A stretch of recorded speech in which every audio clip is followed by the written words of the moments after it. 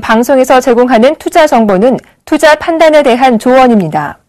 방송에서 제공하는 주식의 가치, 가격 상승 및 가격 하락에 대해서는 방송사에서 보장하지 않습니다.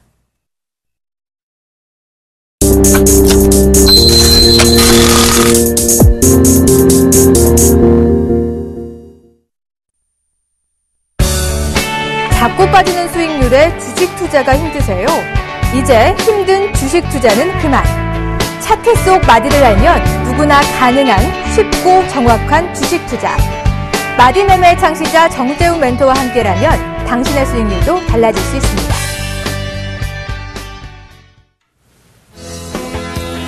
여러분 안녕하십니까? 대박플러스 시즌2 화요일을 책임지는 남자 정재훈 멘토입니다. 한여름에 찌는 듯한 무더위와 함께 찾아오는 부분들이 하나 있는데요. 바로 무기력증입니다. 이 무기력증은 참 안 좋은 것 같습니다. 하고 싶은 일들은 좀 상당히 많은 그런 부분들이 있는데 이 부분들을 다 해결하지가 못합니다. 근데 주식에 있어서는 나름대로 좀 괜찮을 것 같아요. 수익이 잘 난다라면 무기력증 같은 부분들은 아마 없지 않을까 싶거든요. 이런 무기력증을 없애기 위해서는 대박플러스 시즌2 특히나 이 화요일을 무조건적으로 좀 시청을 하셔야 된다라는 점 다시 한번 말씀을 좀 드리도록 하겠습니다. 대박플러스 시즌2 참여 방법부터 먼저 말씀을 좀 드려보도록 하겠습니다. 총 3가지 방법이 있죠. 전화상담과 문자상담 그리고 홈페이지를 이용한 방법이 있습니다. 전화상담은요 02-3153-2611, 2612 두 대의 전화가 설치가 되어 있고요. 문자는요 무료 문자입니다. 013-3366-0110번으로 문자를 보내주시면 될 것 같고요. 마지막 홈페이지를 이용한 방법이 있는데요. 서울경제TV 홈페이지입니다. www.sentv.co.kr 종목 상담 신청 게시판에 올려주셔도 실시간으로 상담이 가능하다라는 점 말씀을 드리도록 하겠습니다. 자, 이제 일주일이 지났습니다. 7월의 4주차가 이제 시작이 되고 있죠. 특히나 이제 화요일입니다. 오늘, 나름대로 시장의 흐름들은 좀 괜찮은 그런 모습들이 전개가 좀 됐었죠.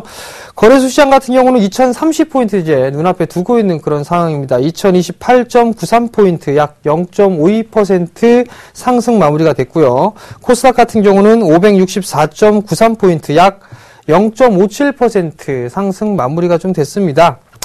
여전히 외국인 쪽은 매수를 해주고 있는 그런 모습들입니다. 오늘 같은 경우 1335억 원 가까이 매수를 해주는 그런 모습들을 좀 보였었지만 기관 같은 경우는 거래소 시장에 약 700억 가까이 매도를 해주는 그런 모습들이 나타났죠. 뿐만 아니라 코스닥 시장은 더 강한 그런 모습들이죠. 외국인과 기관 각각 59억과 167억을 매수를 해주면서 오늘 22일 거래를 좀 마무리를 졌습니다. 프로그램 또한 마찬가지로 1,400억 이상 매수를 해주는 그런 모습들이 좀 나타났었고요. 금일 같은 경우는 외국인들이 좀 매수를 해주는 그런 모습들이 좀 나타나고 있고 그리고 시장이 약간은 좀 우호적으로 좀 변해가는 그런 모습들입니다. 단 경기 부양에 대한 그런 기대감이 좀 작용을 하고 있는 그런 모습들을 좀 보여주고 있고요. 그러면서 연고점을 좀 갱신을 해 나가는 그런 모습들이 나타나고 있습니다. 뿐만 아니라 오늘 같은 경우 업종별로 봤을 때 좀 고른 상승을 해주는 그런 모습들이었었죠. 건설주라든가 IT 쪽, 증권주 쪽, 그 다음에 화학, 철강, 고른 좀 상승을 해주는 그런 모습들이 나타났습니다. 여기에서 이제 또 한 부분 좀 살펴볼 필요성이 있을 것 같은데요. 실적에 따라서 좀 시비가 교차되는 그런 종목군들도 좀 보이고 있습니다. 지난주 금요일 날이었었죠. 장 마무리가 되고 난 이후에 LG화학 실적 발표가 좀 됐었죠. 그러면서 LG화학은 주가가 밀려 내려오는 그런 모습들이 나타났었고요. 그리고 실적이 좀 괜찮은 그런 기업들 같은 경우는 나름대로 조금 상승 탄력을 좀 받는 그런 모습들이 나타났습니다. 오늘 장 마감한 이후에 종목군들, 여러 종목군들이 실적 발표를 했었습니다. 삼성 엔지니어링이 흑자로 좀 돌아서는 그런 모습들이 좀 나타나고 있고요. 근데 삼성 테크윈 같은 경우는 영업이익에 대한 부분이 반토막 50%가 채 안 되는 그런 실적을 좀 발표를 했습니다. 근데 이 부분들에 있어서는 많이들 이제 알고 있는 그런 사항들이기 때문에 내일장에 이제 밀리는 흐름들에서 나타났을 때 매도를 하는 그런 부분들은 크게 이제 의미가 없어질 것이다라고 좀 보셔도 좋을 것 같습니다. 그런 반면에 나름대로 좀 선방을 했던 종목군들이 있었습니다. 바로 이제 내수 관련 섹터들이 나름대로 큰 시세를 내고 난 이후에 숨고르기가 좀 이어지는 그런 모습들이고요. 바톤을 이어받은 다른 내수 섹터에 대한 종목군들, 그리고 또는 제약바이오 섹터, 특히나 그 헬스케어 쪽, 이쪽에 있는 종목군들이 나름대로 좀 괜찮은 그런 흐름들을 좀 보였습니다. 결국엔 이러한 흐름들이 지속적으로 나타날 수밖에 없다라고 좀 보셔도 좋을 것 같습니다. 왜냐하면 여전히 실적에 대한 증가 부분들은 대형 섹터보다는 중소형주 섹터들이 훨씬 더 유리한 그런 모습들을 좀 보여주고 있는 그런 상황들이기 때문에 이러한 모습들은 만약에 정말 길게 간다면 올 한 해 내내까지 대형 섹터보다는 중소형주들이 좀 더 유리한 그런 시장이 좀 형성되지 않을까라고 좀 판단을 하고 있습니다. 그 부분들을 좀 참고를 하셔가지고요. 시장에서 좀 대응을 해 나가자라는 말씀 드려보도록 하겠습니다. 자, 오늘장 정리는 이 정도로 좀 마무리를 하도록 하겠고요. 그리고 지난 종목 공략주들 AS를 좀 가져봐야 되겠죠? 자, 여러 가지 좀 종목군들이 있습니다. 총 제가 AS를 해드려야 될 종목군들이 6종목이 있습니다. 그 중에서 가장 안 좋은 종목을 한번 좀 보도록 하겠습니다. KT 서브마린이 약 7% 정도 손실권역을 좀 기록해 주고 있는 그런 모습인데요. 자, KT 서브마린 한번 보도록 하겠습니다. 차트를 좀 보시면서 말씀을 좀 드려보도록 할게요. 자, 우선적으로 보시게 되면 지난주에 AS를 해드렸을 당시에는 나름대로 이 하방 경직을 보이고 난 이후에 기술적인 반등의 흐름들이 나타날 것입니다 라고 좀 말씀을 드렸던 것 같습니다. 5,300원대까지는 기술적으로 좀 반등이 나와줄 수가 있는 그런 부분들이고요. 실적에 있어서는 뭐 턴어라운드에 대한 기대감들이 좀 작용하고 있다라는 점, 그리고 또 한 부분들은 큰 폭의 상승을 하고 난 이후에 여전히 박스권역을 현재 돌파를 해주지 못하고 있기 때문에 박스권으로 다시 회귀를 해주고 난 이후에 하단권역까지 좀 밀려있는 그런 모습들이죠. 여기서 주가가 더 추가적으로 밀리는 그런 모습들보다는 여전히 박스권역으로 좀 유지될 확률이 좀 높아 보입니다. 그렇기 때문에 7.2%의 손실을 좀 기록을 해주고 있지만 우선적으로 보게 되면 5,300원대까지는 1차적인 반등 라인이 나올 수가 있는 그런 상황이니까요. 이 자리대를 넘어가는가, 안착을 해주는가 좀 체크를 해보시고, 만약에 안착을 해주지 못하는 그런 흐름들이 좀 전개가 된다라면, 일단 종목 교체를 좀 해보시는 전략이 좀 좋겠다라는 점 말씀을 좀 드려보도록 하겠고요. 다음 종목은 이제 실리콘웍스가 있습니다. 실리콘웍스가 있는데, 실리콘웍스를 좀 보시게 되면, 30% 가까이 좀 수익이 났었습니다. 그리고 난 이후에 지금 주가가 밀려 내려오는 그런 모습들, 다시 하단권역까지 좀 밀려 내려오는 그런 모습인데요. 이유는 2분기에 대한 실적 우려감입니다. 근데 이 부분들이 이미 알려져 있는 그런 내용이었었고, 그러다 보면 이제 하반기에 대해서 실적이 좀 좋아질 것이다라는 그런 기대감들이 서로 좀 상호 작용을 하고 있었는데, 시장이 매물이 좀 쏟아지니까 갑자기 매물을 불러일으키는 그런 모습들이 좀 나타났습니다. 장대음봉 이후에 이거를 연속적으로 도치의 모습이 좀 나타나고 있는데요. 이제 어느 정도 이 하방에 대한 지지력을 좀 확보를 해 나가는 부분들이다라고 좀 보셔도 좋을 것 같습니다. LG에서 인수를 했죠. LG에서 인수를 했기 때문에 SK 하이닉스처럼 충분히 시너지 효과를 낼 수가 있다라는 점, 그리고 오늘 기사를 보니까 애플의 태블릿 PC가 시장 점유율 1위를 좀 기록하고 있다라는 점, 그렇다면 실리콘웍스가 애플에도 좀 공급사로 공급을 해주고 있는 그런 모습들이죠. 자연스럽게 실적은 좀 돌아설 수 있는 그런 부분들이 있다라고 좀 보셔도 좋을 것 같습니다. 그렇기 때문에 사실 수익을 좀 다 까먹었습니다. 다 까먹은 부분들이 있지만 조금 더 버텨보시는 전략 좀 말씀을 좀 드려보도록 하겠고요.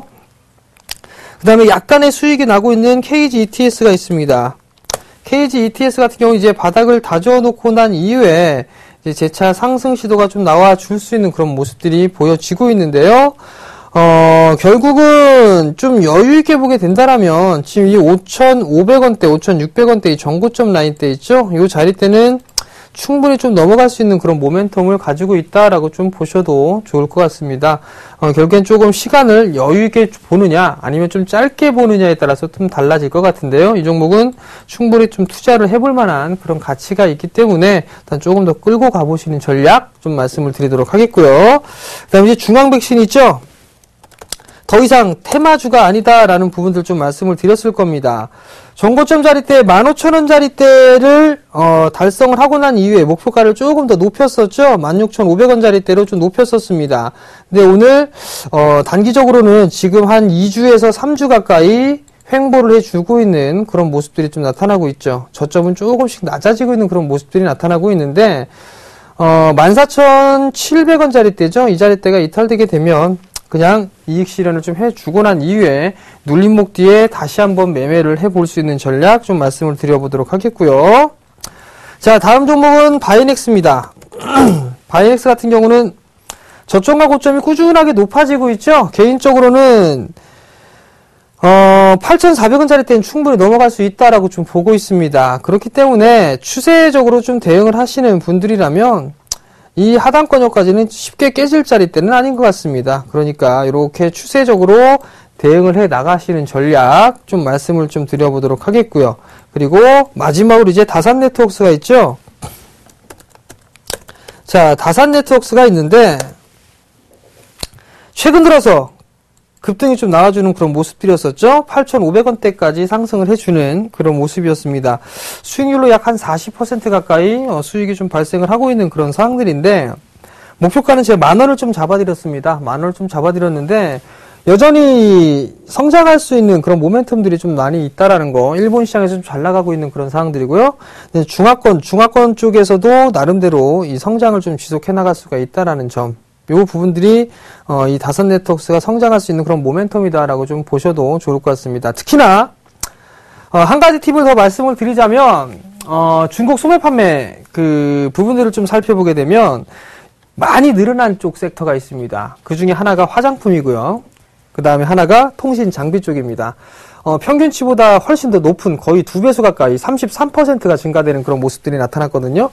그렇다는 얘기는 통신 섹터들을 좀 잘 보셔야 된다라는 얘기입니다. 아마도 테마성 흐름들도 충분히 나올 수가 있는 그런 흐름들이기 때문에 이 통신 장비 업종들 한번 지속적으로 좀 유심히 살펴봐야 된다라는 점 말씀을 드려보도록 하겠습니다. 자, 오늘 포트폴리오에 대한 AS는 여기까지만 좀 진행을 해드릴 겁니다. 일단 제가 지금 방송상에서 말씀을 드렸던 부분들은 일단은 싹 다 이익 실현을 해서 싹 다 리셋을 하겠다라는 점 말씀을 좀 드려보도록 하겠고요. 어떠한 모멘텀이 있고 이런 부분들은 좀 말씀을 드렸었고 탄력이 좀 둔화가 되고 있는 그런 종목군들 같은 경우는 나름대로 교체를 좀 제안을 좀 해드리니까요. 그 부분 좀 참고를 하시고요. 투자에 한번 참고를 해보시기 바랍니다. 자, 그러면 지금까지 종목 AS를 마치도록 하겠고요. 정재훈과 함께하는 주식 재테크 본격적으로 시작해 보도록 하겠습니다.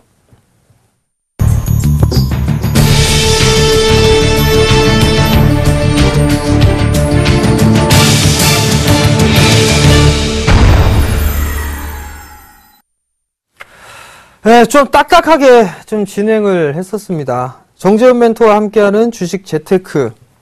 뭐 차트 갖다 얘기하는 게 아니라 이것저것 얘기를 좀 해드리고 있죠. 그래프를 좀 많이 활용을 합니다. 그죠? 이 근거 자료라든가 이런 부분들 좀 놓고서 말씀을 좀 드리는데 하반기에 대한 전략을 상당히 제일 빨리 좀 말씀을 드렸을 겁니다. 아마도 6월 달부터 좀 말씀을 드렸었는데 거기에 대해 일단 주요 안건으로 좀 말씀을 드렸던 건 외국인에 대한 매도는 없을 것이다 라는 점, 그리고 시장은 죽지 않을 것이다. 빠져봤자 1960포인트다라는 점, 상당히 좀 오래 전부터 좀 말씀을 드렸을 겁니다. 근데 다이렉트로 올라가는 것보다는 계단식 상승이 조금 더 유력해 보인다라는 점 말씀을 좀 드려보도록 하겠고요. 여기서 이제 검증을 한번 해보는 시간을 좀 가져보도록 하겠습니다. 우선 올 연초부터 말씀을 좀 드렸을 때 대형 섹터는 안 됩니다라는 말씀을 좀 많이 드렸을 겁니다. 그냥 실적이 좀 안 좋기 때문에 아니면 역별이기 때문에 수급이 꼬였기 때문에 이런 부분은 여러 가지 좀 이유가 있을 수가 있겠지만 제가 보여드렸던 부분들은 ELS에 대한 부분들 좀 많이 말씀을 좀 드렸을 겁니다. 자, 화면을 보시게 되면 미상한 ELS에 대한 기초자산 이 부분들을 좀 보실 수가 있을 겁니다. 여기서 좀 보시게 되면 뭐가 있냐면 SOL 같은 게 있어요. 그죠? SOL이 하나가 있었고 그 다음에 SK이노베이션이 있었고 롯데케미칼이 있었고 가장 많았던 이 흐름들이 현대중공업이 있습니다. 라는 것들을 좀 말씀을 드렸을 거예요. 자, 그 얘기는 무슨 얘기냐면 ELS에 대한 기초자산 구간별 현황을 좀 봤을 때 기준가 55%를 하회하는 종목군들 중에 제일 많은 종목군들이 화학 쪽 섹터, 정유 섹터, 그 다음에 조선 섹터입니다. 라는 말씀을 좀 드렸을 거예요. 그 부분들 때문에 얘네들은 올라갈 수가 없습니다. 라고 좀 말씀을 드렸을 겁니다. 그게 아마 5월달이 아니었을까, 5월달에서 6월 초 정도가 되지 않았을까 싶은데요. 그 중에서 가장 많이 했던 게 SO일이었습니다. SO일 주가를 조금 이따가 좀 보여드릴 거예요. 그 다음에 SK이노베이션이 그 다음에 많이 포진이 돼 있었고, 롯데케미칼이 포진이 돼 있었고요. 그 다음에 여기서 좀 볼 수 있는 게 바로 현대중공업. 지금 이 기준가를 55%를 하회하는 그런 종목의 개수가 총 640여 개 중에 35%를 좀 차지하고 있다라는 거. 그렇다면 로스컷 물량들이 쏟아져 나올 수 있다라는 점을 한 번쯤은 생각해 볼 필요성이 있을 것 같습니다. 이 부분들을 여러분들께 좀 말씀을 드리면서 또 하나 드렸던 거, 7월달 이후에 이 종목군들을 매수를 해 봅시다 라는 말씀을 좀 드렸던 것 같아요. 자, 차트를 하나씩 한번 보면서 말씀을 좀 드려보도록 할게요. 자, 우선 S-OIL입니다. 자, S-OIL 차트를 좀 보시게 되면 일단 역배열입니다. 그죠? 역배열의 모습들이 나타나고 있는 그런 상황들이고, 조금 더 확대를 해서 볼게요. 하락 추세대를 넘어서지 못하고 있죠. 그죠? 61선을 못 넘어가고 있고, 계속적으로 이 하락 추세대를 돌파를 해주지 못하고 있는 그런 모습들이 나타나고 있단 말이죠. 근데 여기서 좀 봐야 될 부분들이 뭐냐면, 대량 거래가 터져 나오는 부분들이 일단 없습니다. 대량 거래가 터져 나오지 않았다는 얘기는 아직까지 낙인에 대한 얘기, 물량이 쏟아져 나왔다는 얘기가 아니거든요. 로스컷에 대한 물량. 여기가 바닥이다라고 생각은 일단 하지 마시기 바랍니다. 왜냐면 아직까지 실적 발표가 끝난 것이 나온 게 아닙니다. 그렇기 때문에 실적을 확인하고 난 다음에 봐도 되겠다라는 거. 무슨 말씀인지 아시겠죠? 아직까지 신규로 접근할 타이밍은 아직까지 아니다라는 점 말씀을 좀 드려보도록 하겠고요. 그 다음에 말씀드렸던 종목이 SK이노베이션이 있을 겁니다. 자, SK이노베이션 마찬가지죠. 하락 추세대를 못 벗겨냈어요. 그죠?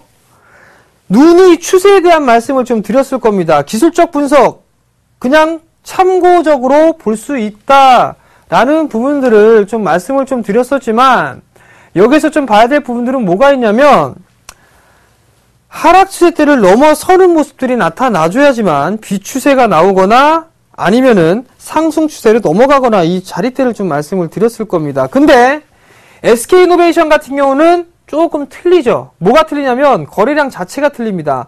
좀 전에 S-OIL 같은 경우는 거래량이 밋밋했단 말이에요. 근데 이 SK이노베이션 같은 경우는 밀려 내려면서 대량 거래가 좀 터지는 모습이었었죠. 그렇다는 얘기는 유추를 해볼 수 있는 거는, 로스컷 물량이 나왔겠구나.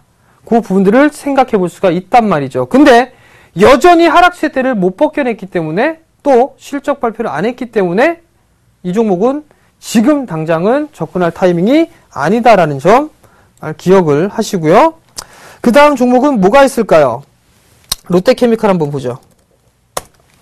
롯데케미칼도 마찬가지죠. 그죠? 그냥 차트만 보고 안 됩니다라는 그 부분들을 말씀을 좀 드리는 게 아니라, 기술적인 흐름도 일단 꺾여 내려오고 있는 그런 상황 속에서도 화학 업황에 대한 얘기들을 좀 해드렸습니다. 그리고 또 하나 ELS에 대한 부분들, 만기로 도래되는 부분들이 많기 때문에 7월달 이후에 매매를 하십시오라는 말씀을 좀 드렸을 거예요. 마찬가지로 거래량이 크게 증가가 되거나 그런 부분들이 없습니다.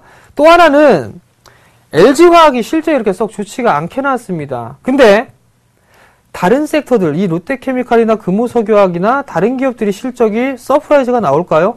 제가 봤을 때 조금 힘들다라고 좀 판단을 하고 있습니다. 그렇기 때문에 이 종목도 아직까지는 아니구나. 그렇다면 제가 말씀을 드렸던 그 시기, 그때에서 한번 덜어주는 그런 모습들이 나타났다면 충분히 교체를 할 수 있지 않았을까라는 좀 생각을 해보고요. 마지막 종목으로 현대중공업이 있죠.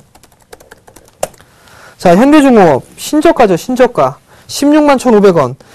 18만원짜리 때가 있었어라도 그때 18만원짜리 때가 바닥권이겠구나라는 생각들을 좀 많이 하셨습니다. 첫 번째로 로스컷 물량이 좀 쏟아지는 그런 모습들이 나왔습니다. 그리고 난 이후에 다시 한번 좀 물량이 나와주는 그런 모습인데, 적자까지도 좀 예상을 해주고 있는 그런 모습들이죠. 적자까지 예상을 하고 있는 그런 상황들이기 때문에 아직까지는 아니다. 그렇다면 이 종목도 지금 당장 접근해 볼 만한 이런 종목은 아니구나라는 것들을 한번 생각해 볼 필요성이 있지 않나 싶습니다. 자, 결론은요, 그냥 차트적으로나 아니면 기본적 분석으로나 이런 부분들보다도 뭔가 근거가 있는 데이터를 제시를 해 드렸을 때 그때 참고를 하시기 더 좋습니다. 주식은 확률 게임입니다. 차트도 좀 봐야 되고 그 기본적인 본질 가치, 즉 실적이 늘어나느냐, 청산 가치가 얼마냐, EPS가 얼마냐, 이런 부분들도 알아보는 게 중요합니다. 근데 여기서 더 확인해 봐야 될 부분들은 다른 이슈적인 부분들이 있죠. 그 부분들 때문에 제가 여러분들한테 근거를 좀 제시를 해드렸습니다. 바로 이해했습니다. 이것만 참고를 하셨다라고 하더라도 지금 당장 추가적으로 밀릴 일, 적어도 10%에서 많게는 20% 정도의 추가적인 하락은 막을 수 있었다라는 얘기입니다. 근데 제가 왜 이 얘기를 지금 하고 있을까요? 제가 왜 이 얘기를 하고 있냐면 지금은 이제 손절 타이밍은 늦었습니다. 네, 손절 타이밍이 늦은 그런 사항들이기 때문에 일단 가지고 가셔야 됩니다. 네, 가지고 가셔야 된다라는 점 좀 말씀을 드려보도록 하겠고, 그 이유는 조금 이따 말씀드릴게요.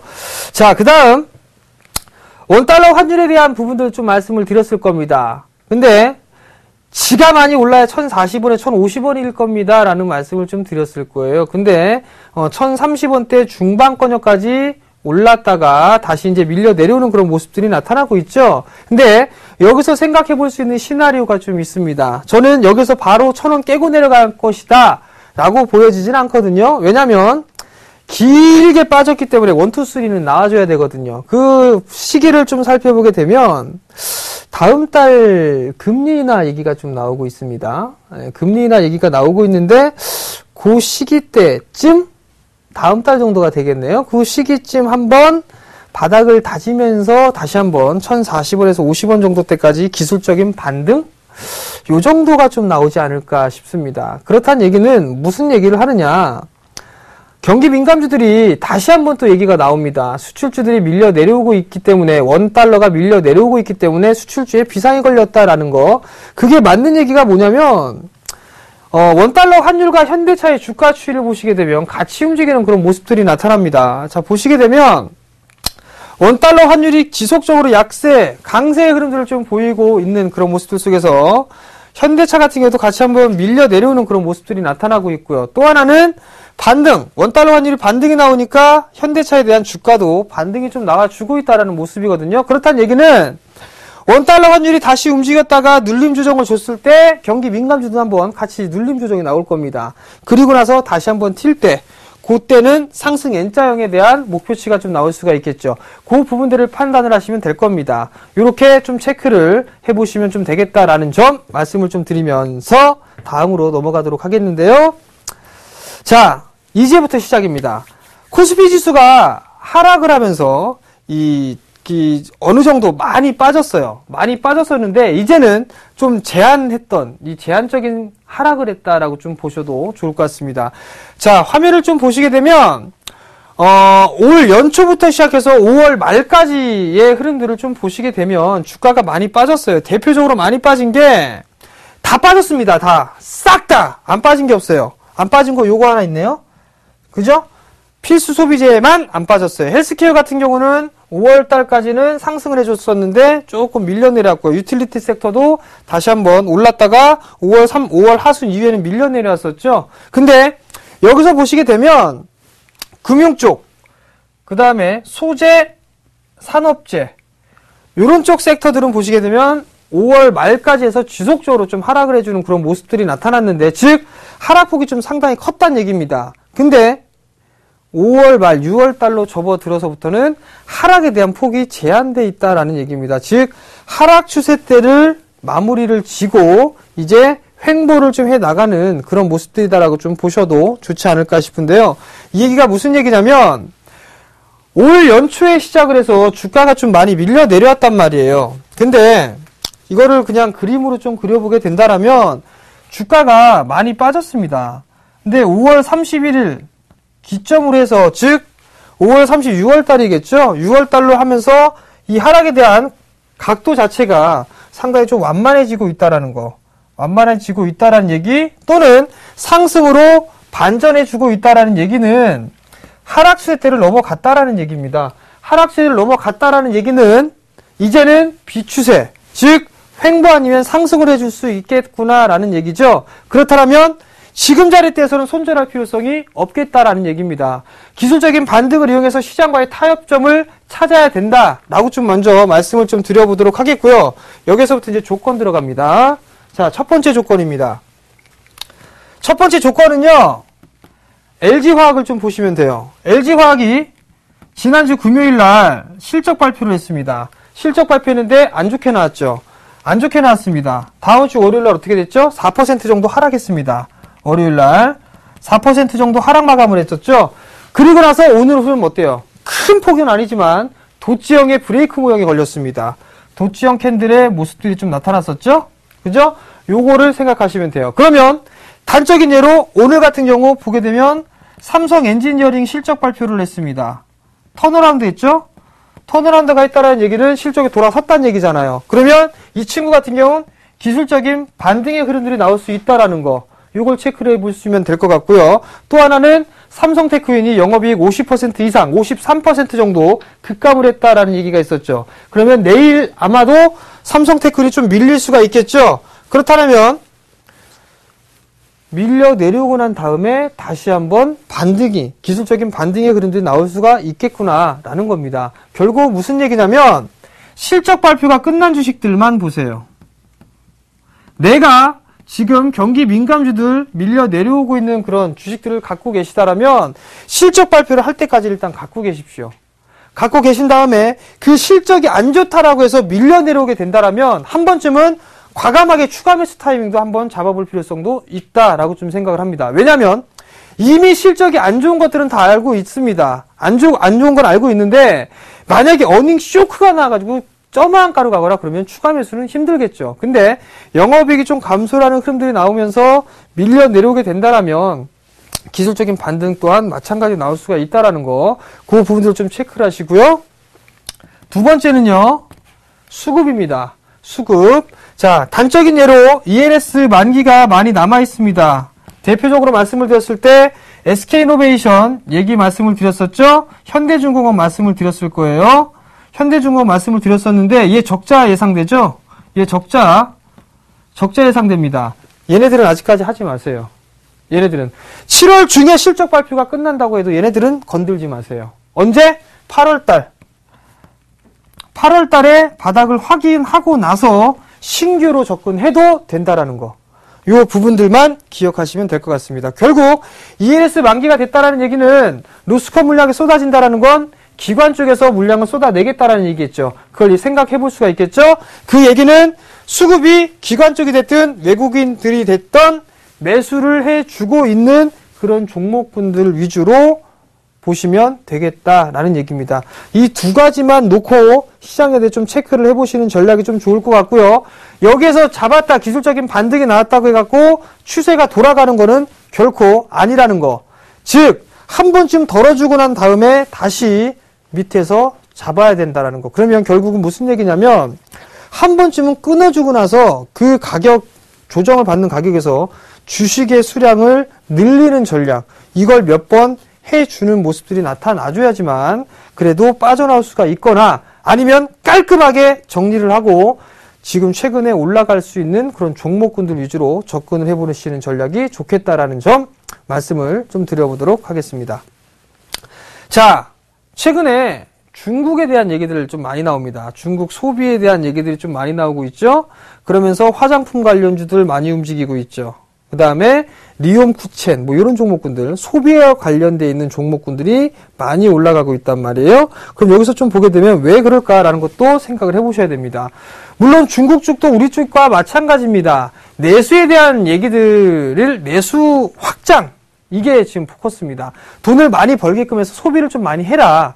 이게 지금 포커스로 좀 맞춰지고 있는 그런 모습들이죠. 근데 지표를 좀 보시게 된다면 소재 쪽, 소재도 하락을 해주고 있고 산업재 같은 경우도 밀려 내려오는 그런 모습들을 좀 보이고 있다가 지금 자리대에서는 이제 소재 쪽 같은 경우는 반등이 나와주기 시작을 했습니다. 그죠? 산업재도 마찬가지로 아직까지는 박스권역의 모습을 좀 보여지고 있는 그런 모습들이 나타나고 있고요. 근데 여기서 좀 봐야 될 분들은 경기 서프라이즈 지수가 급격하게 좀 좋아졌다라는 얘기입니다.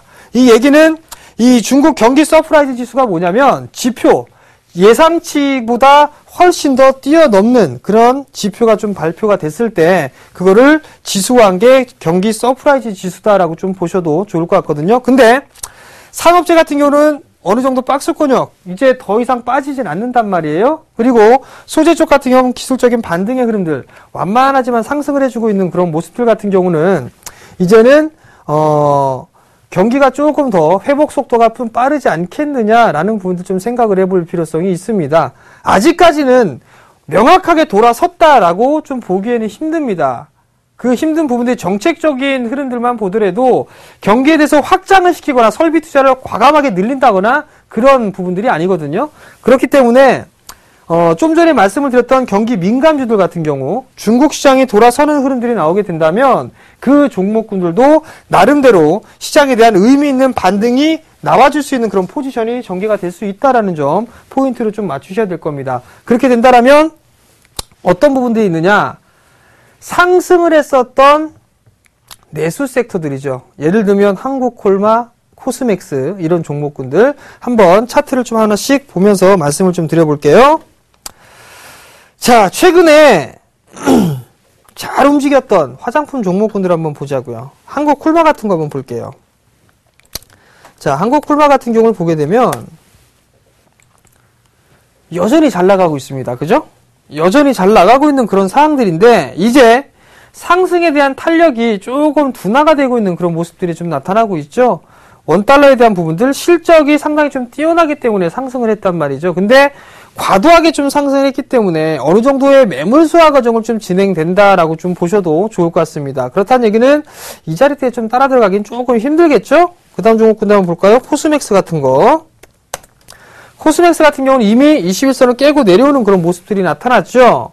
이제 쉬어간다라는 얘기입니다. 쉬어간다는 얘기가 나온다라는 건 얘네들 섹터는 이제 조금 쉬어가는 흐름들이 나오는 대신에 다른 섹터들에서 움직인다는 얘기입니다. 그게 무슨 얘기냐면 얘네들이 빠져나오는 대신에 경기 민감주로 갈 것이냐 아니면 유틸리티 쪽 갈 것이냐 경기 방어 섹터인 제약바이오 쪽으로 갈 것이냐 아니면 내수 sek터 중에 이미 고점을 치고 오랜 기간 동안 가격 조정과 기간 조정을 받았던 이들 종목군들로 갈 것이냐 요 부분들만 체크를 해보시면 될 것 같습니다. 그렇다는 얘기는 아마도 얘네들이 쉬는 구간들이 나오게 된다라면 오랜 시간 쉬었던 그런 종목군들이 움직이지 않을까 싶거든요.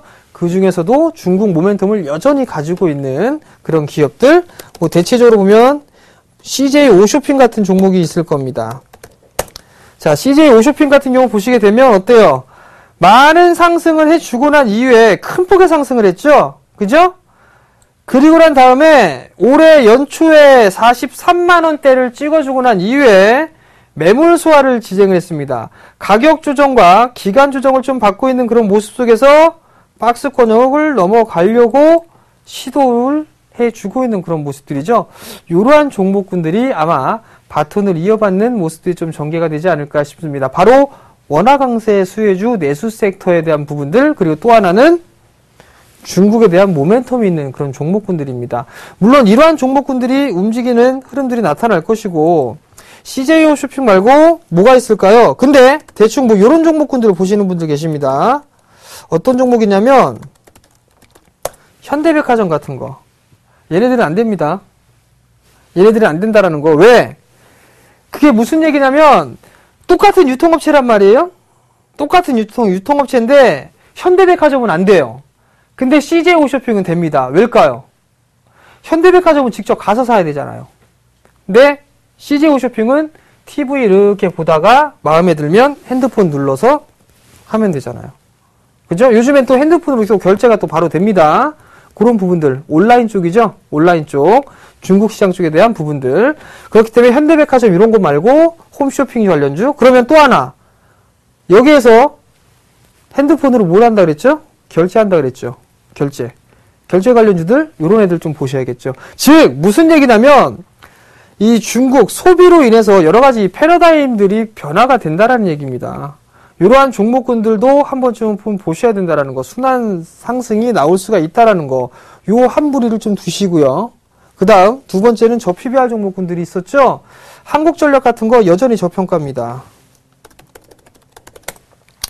한국전력 같은 종목은 여전히 저평가예요. 아마 이 친구 신고가 계속 갈 겁니다. 42,000원 분명히 넘어갈 겁니다. 예. 왜냐고요? 주가 한번 볼까요? 기업 분석 이거 지금 42,000원이란 말이에요. 자, 여기 보시게 되면 PBR 한번 봅시다. BPS가 8만원짜리입니다. BPS가 8만원짜리. 그죠? 청산가치, 소위 말해서. 근데 PBR을 보게 되면 지금 0.5배 정도밖에 안 됩니다. 그렇다는 얘기는 막말로 더블 가도 고평가가 아니라는 얘기입니다. 무슨 말씀인지 아시겠습니까? 이러한 종목군들이 지금 시장에서는 많이 움직인다라는 얘기예요. 대안적인 요인으로 작용할 수 있을 거라는 얘기입니다. 이런 종목군들, 즉 저PBR 종목군들을 보시는 게 유리하다라는 거.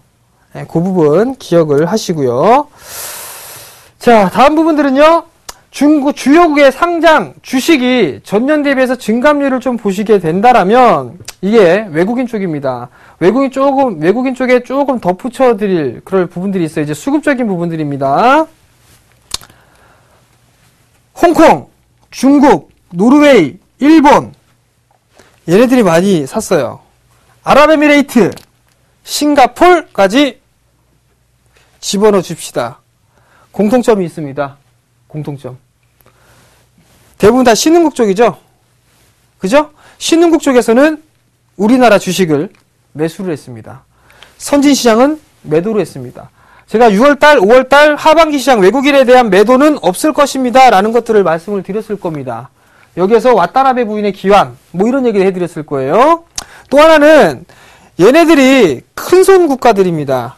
일본이 연기금 쪽 세계 2위입니다. 우리나라가 4위. 노르웨이가 아마도 1위일 겁니다. 1위. 근데 얘네들 주요국 자체가 신흥국 자체의 애들을 보게 되면 국부펀드가 대부분 다 신흥국 쪽에 유지가 되고 있는 그런 상황들이거든요. 결국은 얘네들 때문에 우리나라 시장 안 빠진다는 얘기입니다. 쫄지 마시라는 얘기예요. 시장 외국인들 판다고 해갖고. 분명히 이거 계속 말씀드립니다. 하반기 적어도 올해 좀 늦춰졌지만 시간이 조금 더 지연이 될 수 있겠지만 와타나베 부인의 기화는 얘기가 나올 거라니까요. 신문기사에. 긴가민가는 지나보면 알 겁니다. 자, 7년간 2배가 넘게 성장한 국부펀드입니다. 2007년도 때보다 2014년도 2배 이상 증가를 했습니다. 이 어마어마한 국부펀드가 지금 신흥국 시장을 노리고 있다라는 얘기겠죠. 그죠? 다 강연회 때 말씀을 드렸던 부분들입니다. 그리고 대박플러스 시즌2에도 여러분들께 말씀을 드렸던 얘기입니다. 대부분 이 국부펀드가 아시아와 중동 국가 중심으로 구성이 되어 있는 상황입니다. 유럽 꼴랑 17%, 미국 3%, 아시아 40%, 중동 35%, 합치면 75%. 말 다 했죠, 뭐 이 정도면. 그죠? 결국엔 얘네들 때문에 우리나라 시장 안 빠진다라는 얘기입니다. 우리나라 시장 자체가 선진시장하고 신흥국 쪽하고 이렇게 중간에 좀 껴있는 그런 상황들이죠. 근데 더럽게 재수가 없는 게 중국 시장 못 가니까 우리나라만 동떨어 잡고 중국이랑 같이 이렇게 낑겨져 있는 그런 상황들이란 말이에요. 중국 아까 지표 보면 서서히 좋아지고 있단 말이죠. 그럼 우리나라 자연스럽게 좀 좋아지겠죠. 그 시기가 충분히 오고 있다라는 거. 그러면 쏴주면 되잖아요. 위로. 빵. 그죠? 그러면 그 지난 정권 때 지수 3,000포인트 갑니다. 뭐 이런 얘기. 근거 없는 얘기는 아닙니다. 다만 반토막 내고 갈 것입니다. 그 얘기를 못해서 그게 좀 아쉬운 부분들인데 갈 수 있다라는 거, 희망적이다라는 거 다시 한번 좀 말씀을 드려보도록 하겠습니다. 또 하나. 연기금에 대한 해외 주식 투자 비중 추이를 보시게 되면 틀립니다. 위에는요, 일본이고요. 밑에는 연기금입니다. 제가 일본 말씀을 드렸을 겁니다. 2013년도에서 2019년도 목표치가 점차적으로 공격적으로 좀 바뀌고 있다라는 얘기예요. 그렇기 때문에 지수가 빠지더라도 우리나라 시장은 충분히 받쳐줄 수 있는 거. 특히나 국내 연기금 세계 4위입니다. 세계 4위. 얘네들이 버텨준다고요. 또 하나 일본 시장에서도 마찬가지로 해외 주식에 대한 비중을 늘리겠다라고 했죠. 우리나라 1%만 들어와도 1조 6천억씩 들어옵니다. 그렇다는 얘기는 지수에 대한 부분들 방어 역할을 충분히 할 수 있다는 얘기겠죠. 어디에서? 아시아 쪽에서. 그러니까 크게 걱정하실 필요성은 없다라는 거. 중동 지역과 일본 월별 순매수 규모를 보시게 되면 1월 달까지만 해도 1월 이후에는 다 매수였습니다. 매수와 매도를 반복을 했는데 일본, 중동 모두 4월달 이후에는 매수해주고 있습니다. 근거잖아요. 근거. 양놈들 안 빠져나간다. 근거잖아요. 그죠? 근데 쫄 필요가 없다는 얘기죠. 많이 빠진 만큼 가격 메리트가 느껴지는 종목군들, 근본이 있는 주식들은 매수를 해도 된다라는 거. 결론은 이겁니다. 거래소입니다. 코스닥 아니에요. 거래소. 중소형주, 소형주, 기관, 누적, 외국인, 누적. 계속 싸죠. 왜? 대형주는 실적이 안 좋은데 중소형주는 실적이 더 좋으니까. 여전히 중소형주가 답이다. 그래서 코스닥 시장 날아가는 거고요. 거래소, 소형주 지수가 날아간다. 라고 보셔도 좋을 것 같습니다. 자, 결론 내드립니다. 시장 안 죽습니다. 근본 있고 될 주식은요, 있다, 손 치더라도 어금니 꽉 깨물고 버티시면 된다라는 점 말씀을 드려보도록 하겠습니다. 자, 그러면 지금, 정재훈 멘토와 함께하는 주식 재테크, 여기까지 좀 진행을 해 드리도록 하겠고요. 잠시 뒤에는 포트폴리오 상담 이어가도록 하겠습니다.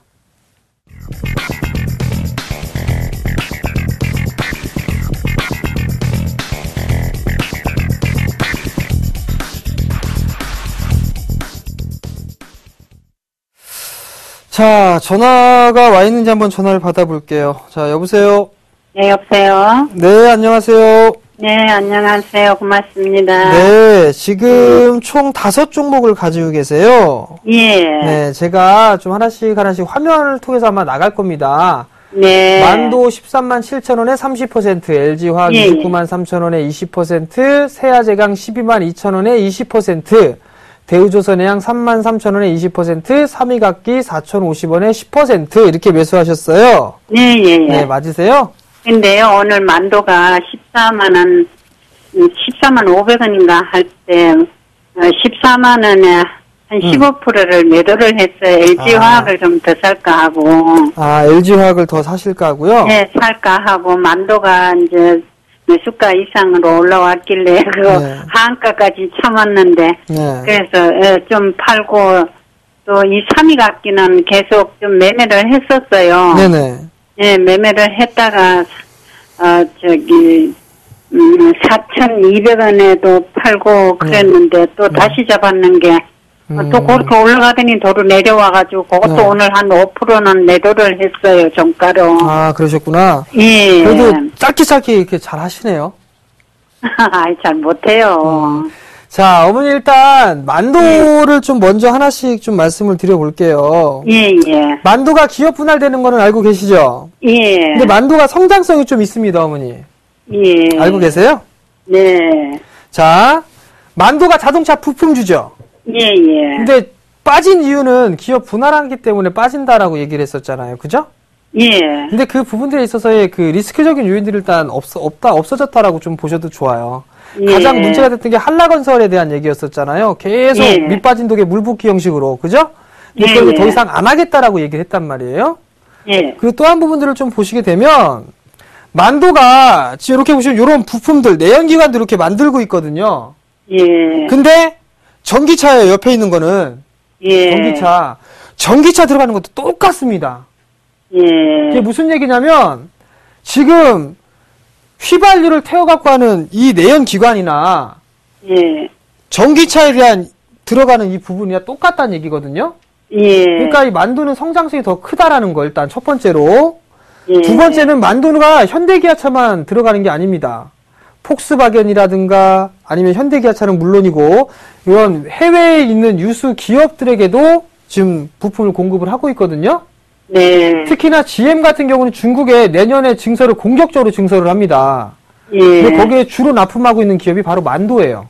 예. 그러니까 중국 시장에 대한 성장 기대감을 좀 보셔야 되거든요. 예. 그렇기 때문에 결국은 매출과 이익 증가가 빨라질 수밖에 없어요. 예. 네, 만도는. 그러니까 일단 어머님이 15%를 매도를 하셨다고 말씀하셨어요. 예, 예. 네, 일단 딱 좋아요. 네, 일단 딱 좋아요. 아, 나머지 그래요? 물량 그냥 갖고 가세요. 기업 분할할 때까지. 예. 네, 요거 한 15% 되시잖아요. 그죠? 예, 근데 그러면은 그걸 다시 뭐 재매수를 하든가 LG화학 재매수를 하든가 그렇게 하려고 일단은 그걸 매도를 해놨거든요. 네네. 만약에 이거를 다시 매수를 하시겠다 싶으시면 13만 원 예. 이하 권역에서 보세요. 얼마예요? 13만 원 이하. 아, 13만 원 이하요? 네. 예, 일단 알겠습니다. 비중이 15%니까 보유하고 하시고요. 예, 기본적으로 아마 15만 원 넘어갈 겁니다. 예. 그러니까 그렇게 좀 생각을 하시고 리스크 관리 자리 때는 12만 원인데 예. 아마 이 자리 때까지 빠지진 않을 거예요. 신경 안 쓰셔도 될 겁니다. 예. 네, 두 번째 종목을 좀 보면 LG화학이에요. 예. LG화학이 금요일날 실적 발표를 했었죠. 네. 별로 안 좋게 나왔죠. 예, 안 좋다. 그죠? 그날은 올라갔는데, 네, 금요일날 장 끝나고 실적 발표하고 난 이후에 4% 빠지고 오늘 그래도 강보합에 좀 마무리가 됐단 말이에요. 그죠? 그게, 예, LG화학이 28만 3,500원에 샀다가, 네. 29만 8천원, 9천원 그렇게 반반 매도해가지고, 네. 그저께 29만 3천원에 다시 산 거예요, 그게. 그 단기 매매에다가 이렇게 하다가 물리시면 나중에는 이게 조금 배보다 배꼽이 더 커질 수 있어요, 어머니. 예. 자, 일단 LG화학 같은 경우는 조금 그냥 더 예. 끌고 가보시는 게 어떨까 싶어요. 일단 보유 관점 좀 말씀을 드려보도록 하겠고요. 예. 목표가는 일단 30만 원이고요. 예. 30만 원 박스 권역 좀 보이니까 단기적으로 네. 손절 가격은 27만 원입니다. 아. 근데 이 자리 예. 때까지는 안 빠질 거예요. 아마 30만 원 부근에 매도하실 수 있으니까 예. 유동전 좀 보유를 하시고요. 추가 매수를 예. 일단 하지 마세요. 아, 추가 매수. 네, 오히려 말라고요? 2차전지 쪽에 예. LG화학보다 더 좋은 종목이 있으니까 그쪽으로 하시는 게 더 좋으니까요. 예. 그 다음에 세아제강 같은 경우는 매수하신 이유가 있으세요? 근데 그게요, 네. 제가 그렇게 산가지고 13만 5천 원까지 갔는데, 네. 또 이렇게 뭐 상담하는 거 들어보면은 지금도 저평가돼 있다고 16만 원까지는 두고 가라 그래가지고, 그냥 나는 한 14만 원 가면 팔라고 안 팔았어요. 그랬더니 이렇게 매도를 못 해가지고 이렇게 된 거예요. 자, 세아제강 같은 경우는 지금 좀 단기적으로 악재가 떴어요. 반덤핑에 대한 부분들, 미국에서 좀 안 좋은 얘기가 나왔었죠? 예. 그 부분들 때문에 주가가 좀 밀려내렸는데 여전히 좀 저평가가 이런 부분들은 맞습니다. 저평가되어 있는 그런 부분들은 많은데 예. 최근에 물량이 쏟아진 걸로 봐서는 추가적으로 좀 하락은 불가피하지 않을까 싶습니다. 아, 그래요? 네. 저는 한 9만 5천 원쯤 되면은, 네. 그쪽을 좀 들어가 볼까, 이렇게 마음을 먹고, 오늘 그렇게 매도를 LG화학이나 다시, 세아제강이나 만두나 이렇게 다시 좀 들어가 보려고, 현금을 좀 그렇게 만들어 놓은 거예요. 일단은 세아제강은 추가 매수는 하지 마시고, 예. 그냥 이거는 좀 종목 교체를 좀 하셨으면 좋겠어요. 일단 당분간. 아. 네. 그럴 때 매도 의견을 좀 드리도록 하겠고요. 예. 그다음에 대우조선해양이 있어요. 예. 대우조선해양 같은 경우는 제가 안 된다라고 좀 말씀을 드렸었는데 이것도 좀 오랜 기간 좀 갖고 계셨던 것 같아요. 33,000원에. 예. 그죠? 예. 이것도 일단 실적 발표 때까지는 좀 보셔야 될 것 같아요. 좀 그 이후로 좀 보시는 전략이 좀 좋을 것 같고요. 예. 일단은 조금 길게 네. 좀 보셔야 될 것 같아요. 길게. 예. 한 29,000원 정도? 그 정도까지는 예. 좀 보유해 보시는 전략 말씀을 좀 드려보도록 하겠고요. 예. 마지막 3위각기 있죠? 예, 예. 3위각기는 그냥 나오세요. 아, 3위 악기를 그 10%인데 오늘 종가로 4,050원에 네. 5%는 매도를 했어요. 더 네. 내려올 것 같아가지고. 일단은 이 3위각기는요. 예. 매도하시고 관중에서 삭제하세요. 얘 빠지면 예. 많이 빠질 수 있어요. 아, 더 빠질 수 있다고요? 예, 많이 빠지면 이거 3,000원대 초반 권역까지도 밀릴 수 있거든요. 아. 자, 예를 들어서 MPK라는 종목이 있어요. 미스터 피자. 예. 예, 이렇게 밀릴 수가 있어요. 예. 그러니까 3위각기는요. 예. 그냥 매도하세요. 손실 얼마 아니니까. 예, 예. 자, 내일 그러면- 올라오면 바로 매도할까요? 네. 그냥 바로 매도하시고요. 예. 자, 그 다음에 제가 관심있게 좀 볼만한 섹터는요. 예. 지금 방송으로 좀 말씀을 드릴게요. 자, 메모 좀 가능하시면 예, 마음에 가능해요. SK케미칼. 아, SK케미칼요? 네, SK케미칼 같은 종목은 괜찮거든요. 좀 중기적으로 보셔도 월봉상 예. 최고점 권역까지 갈 수 있어요. SK케미칼. 예. 그 종목까지 좀 보시는 게 좋을 것 같고요. 예. 그 다음에 다음 종목은 저희가 이제 공부방 할 때 예. 시간상 제가 조금 이렇게 시간이 부족해서 예. 더 이어서 해드리기가 조금 어려울 것 같아요. 네. 그러니까 감사합니다. 다음 부분들은 예. 제가 공부방에 좀 말씀을 좀 드려보도록 할게요. 예, 너무 보시기에는 감사합니다. 오늘 저녁 10시에 진행하니까요. 예. 그 샘플러스 홈페이지에 들어오시면 제가 공부방 하거든요. 예, 그쪽으로 예. 들어오시면 됩니다. 아, 너무 네, 감사합니다. 그렇게 좀 들어오세요. 예, 감사합니다. 네, 성공 투자하시고요. 예, 감사합니다. 수고하세요. 네. 예. 자, 숨가쁘게 좀 달려왔습니다. 숨가쁘게 좀 달려왔는데요. 오늘은 저는 여기서 좀 물러나도록 해야 될 것 같고요. 다음 주 화요일 날 다시 찾아뵙도록 하겠습니다. 시청해주셔서 감사합니다.